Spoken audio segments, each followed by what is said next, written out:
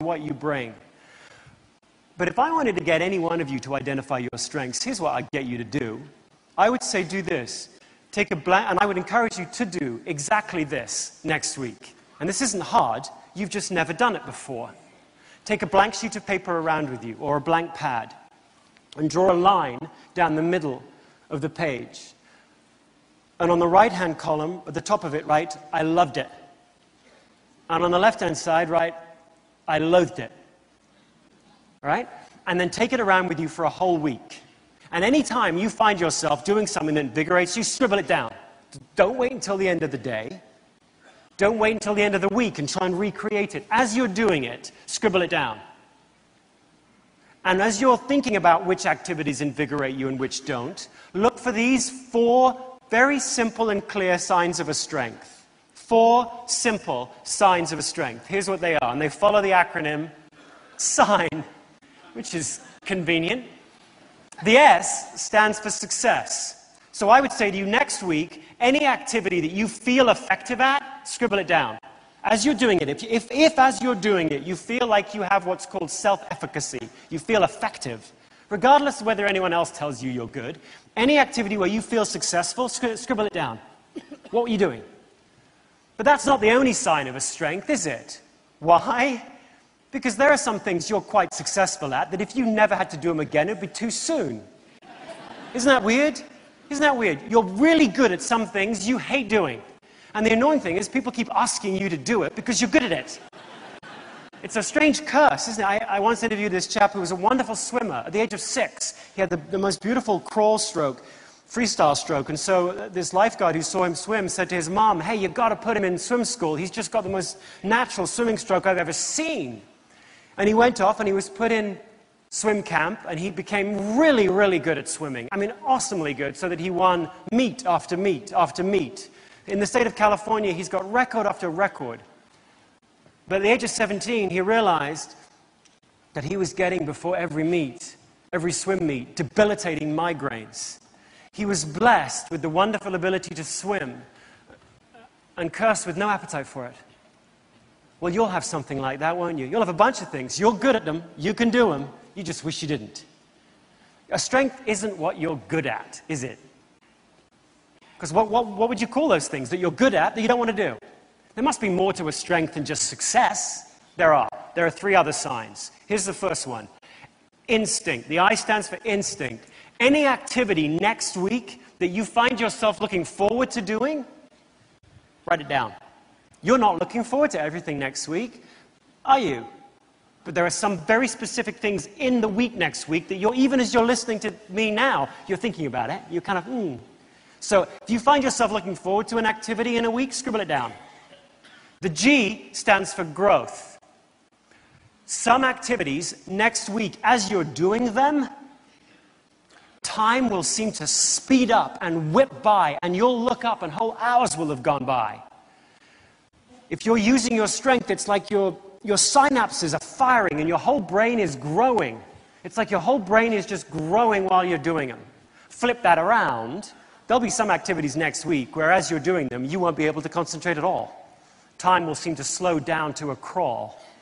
If you can't concentrate on an activity, it's a pretty good sign that it's not a strength. The N stands for needs. When you're done with some activities next week, it's like you were put here to do that thing. You may be tired, but you're not drained. You're the opposite of drained. There are some activities next week that will leave you feeling like that, whatever that word is. That word. It will be like it fulfilled a need of yours. Scribble that down. Go through a whole week just capturing those specific activities that make you feel, while you're doing them, you feel effective. Before you do them, you look forward to doing them. While you're doing them, you can concentrate like your whole brain is firing and growing. And when you're done with them, it's like you fulfilled a need of yours. You need to pay extraordinarily close attention to how certain activities in a week make you feel. Because how they make you feel will drive how good you get at them. Do you follow me? In the language of sign, let's just put sign back up again real quick. In the language of sign, the I, the G, and the N drive the S. Your appetites drive your abilities. Now, some of you may be thinking, well, wait a minute. There are some activities in my week that I look forward to doing. I've got an instinct for them. There's a lot of G, growth. When I'm doing them, time whips by. When I'm done with them, I feel good. Lots of I, lots of G, lots of N, no S. What do you call those? Lots of appetite, no ability. What do you call that? Well, we have a word for that. We have a word for activities where you have a lot of appetite and no ability. We call those hobbies. And that's why they stay hobbies, because no one's relying on you to do them. But it's weird. Back in the real world, the world of other people's expectations of you, back in the world of your role, your responsibilities in your family or your company or your organization or your church, it's weird how quickly we dismiss that as a luxury. Very few of us in our real world maintain a strong appetite for activities we're manifestly bad at. Now, sometimes you'll see people yearning for a job that brings with it prestige and title. But when you actually drill down into the activities of that job, most of us don't misdiagnose what we're drawn to. I mean, somebody that on your team might say to you, I want to be a leader, because it carries with it that kind of aura of specialness and prestige. But if you drill down and you go, all right, do you love being responsible for other people's problems? Do you love that? Do you love having your entire reputation in someone else's hands? Do you love that? Do you love being entirely responsible for what other people do when you're not there to tell them to do it? Do you love that? Because that's the job.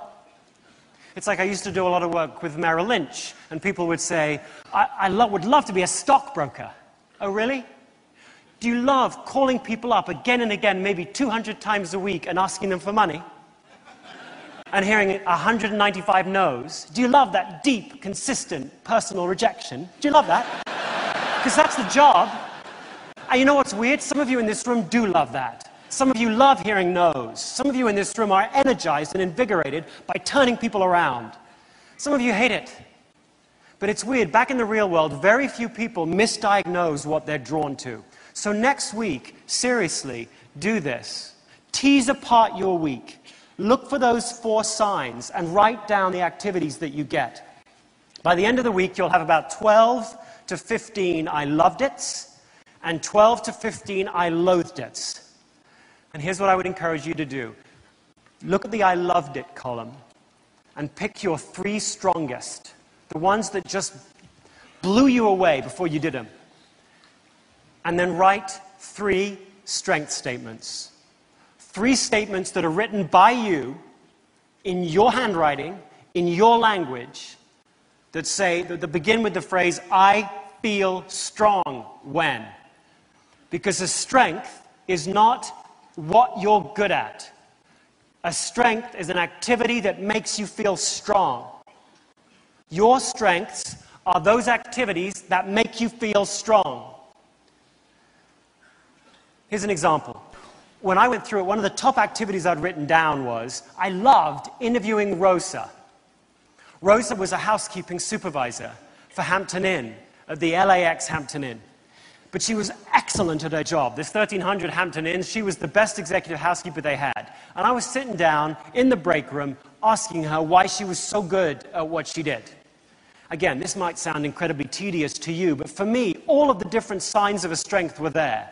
I felt effective at it. Before I talked to her, I looked forward to doing it. While we were doing it, time whipped by, and when I was done with it, I was all kind of tingly. I mean, it's weird.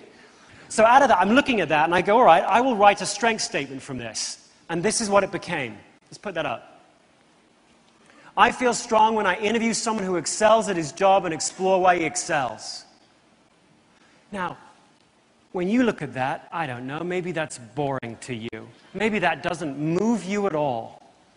And that often happens with strength statements. Other people look at them, they're not very exciting. But I look at that, that rocks my world.